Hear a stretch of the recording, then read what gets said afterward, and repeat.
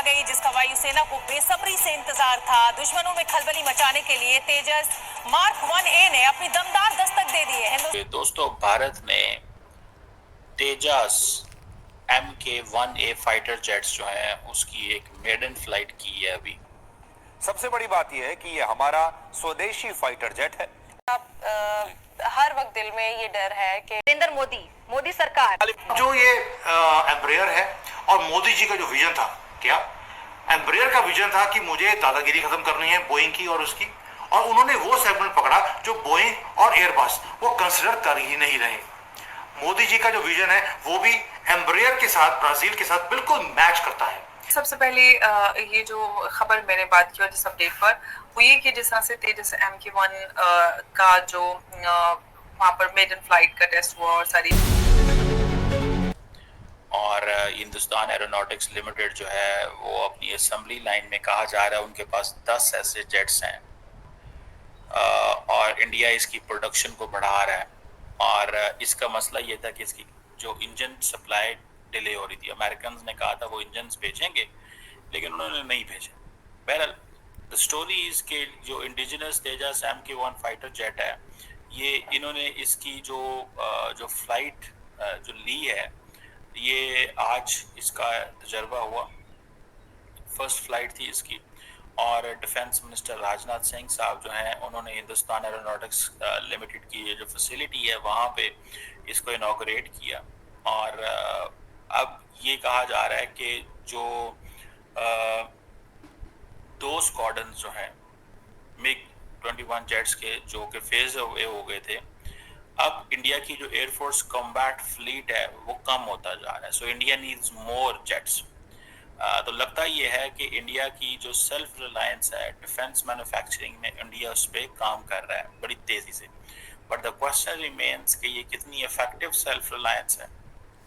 अगर इंडिया ने 4.5 generation fighter jets जो कि राफेल लिए हैं एंड वो काम नहीं कर सके तो ये क्या काम करेंगे। अब इंडियन एयरफोर्स जो है उन्होंने 40 तेजस फाइट जो जेट्स हैं वो ऑर्डर किए थे, किसी बाहर ऑर्डर नहीं किए, हिंदुस्तान एरोनॉटिक्स लिमिटेड में। और अब देखना ये है कि इसके अलावा भी सुना है 83 जेट्स इनको और चाहिए। तो इसमें अगर आप देखें कि ये एक बड़े पैमाने पे और ये सारी डिलीवरीज जो हैं इनकी टोटल इनको 180 चाहिए, 83 के इन्होंने ऑर्डर दिए हुए हैं। 2034 तक ये कह रहे हैं कि हम इसको कर लेंगे, 2034 तक। सो इट मीन्स के 10 साल कह रहे हैं तो ये हो रहा है। बहरहाल ये क्या है, ये जेट क्या है और इसके ऊपर थोड़ी बात कर लेते हैं। तेजस MK-1 कहा जा रहा है कि ये एक एडवांस वेरिएंट है लाइट कॉम्बैट एयरक्राफ्ट जो हिंदुस्तान एरोनॉटिक्स लिमिटेड जिसे HAL कहा जाता है, ये एरोनॉटिक्स डेवलपमेंट एजेंसी के नीचे काम कर रहा है और इंडियन एयरफोर्स के नीचे काम कर रहा है। तो आपको इससे पता चलेगा कि ये कॉम्बैट कैपेबिलिटी क्या है, इसके एवियोनिक्स, मेंटेनेबिलिटी।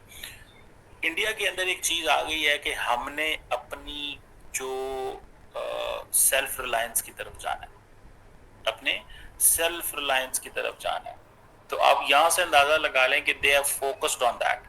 अब वो कहते हैं कि जो ये जो जेट्स हैं सारे के सारे, इसके अंदर एक्टिव इलेक्ट्रॉनिकली स्कैन रे रडार लगे हुए हैं जो कि इजरायली हैं।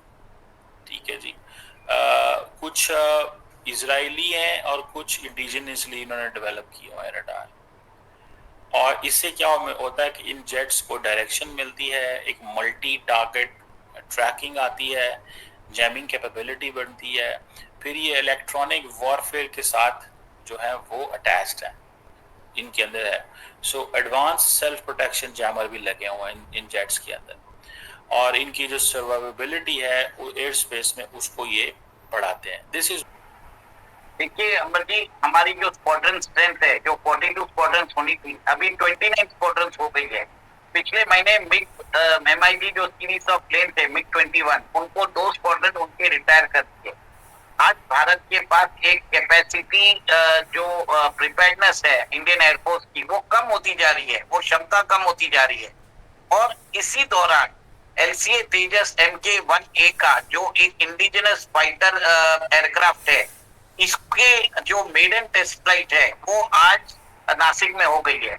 इसके अलावा नासिक के अंदर ही तेजस के लिए 8 नए एयरक्राफ्ट पर ईयर का प्रोडक्शन लाइन चालू कर दिया है और अभी तक हम एक साल में 16 एयरक्राफ्ट बना सकते थे और इसके बाद ये आज 8 का कैपेसिटी इनॉग्रेशन के बाद हम 24 एयरक्राफ्ट बना सकते हैं।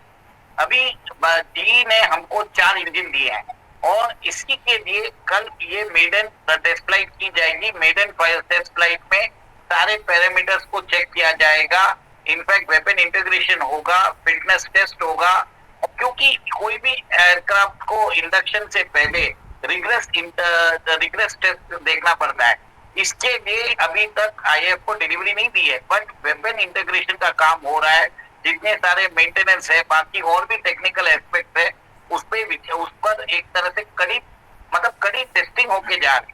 और आज देखिए कि भारत ने जो हमारी जो इंडिजिनस अस्त्रा BB-RAM मिसाइल है, इसकी रेंज पहले 160 किलोमीटर थी, उसकी रेंज बढ़ा रहे हैं 200 किलोमीटर और 200 किलोमीटर बढ़ा के उसका जो 700 नंबर्स हम एक तरह से परचेज करने वाले हैं। अंबर जी देखिए, आज हमारे पास एयरक्राफ्ट की कमी है, बट हम क्या कर रहे हैं, हम हमारी मिसाइल क्षमता को बढ़ा रहे हैं। अब भारत की सीमा में रह के हम दुश्मन के एयरक्राफ्ट को 200 किलोमीटर दूर देख सकते हैं और जैसे ही वो रेंज में आता है हम BB-RAM मिसाइल को छोड़ देंगे बिना सीमा क्रॉस किए। We will be able to fire the missiles और जिसके कारण अगर पाकिस्तान के अगर कोई भी उनके 5th जनरेशन फाइटर एयरक्राफ्ट भी हो, भले वो J-35 हो या टर्की का कान हो, हमारा जो मिसाइल डिफेंस सिस्टम है आकाश सबको डिटेक्ट कर सकता है। इसके लिए हमें किसी की प्रमाण की जरूरत नहीं है। F-35 को हमने एक तरह से लॉक कर दिया था और वो 42 दिन तक तिरुवनंतपुरम में कबाड़ के जैसे बैठा था, मतलब 42 डेज लग गए थे उसको ठीक करने में। ऐसा हम लोग कर सकते हैं। तो हमारे पास कैपेसिटी है डिटेक्शन का, हमारे पास कैपेसिटी है उसको न्यूट्रलाइज करने का। देखिए हम अपना जो एयरक्राफ्ट है, हम अपनी सीमा से हम बॉर्डर क्रॉस नहीं करेंगे, बट अगर हमारी मिसाइल क्षमता की रेंज बढ़ती जाएगी उतने सेफ होते जाएंगे। ऑलरेडी हमारे पास S-400 सिस्टम है, हम अपना S-500 मिसाइल डिफेंस सिस्टम की बात कर रहे हैं, जिसमें 500 किलोमीटर दूर तक की भी मिसाइल हो, एयरक्राफ्ट हो, ड्रोन हो, हम उसको इंटरसेप्ट कर सकते हैं। बहुत पैसा लगा रहे हैं यार, ये बहुत पैसा लगा रहे हैं। इतना पैसा लगाते हैं, वन कैन अंडरस्टैंड कि ये क्या है।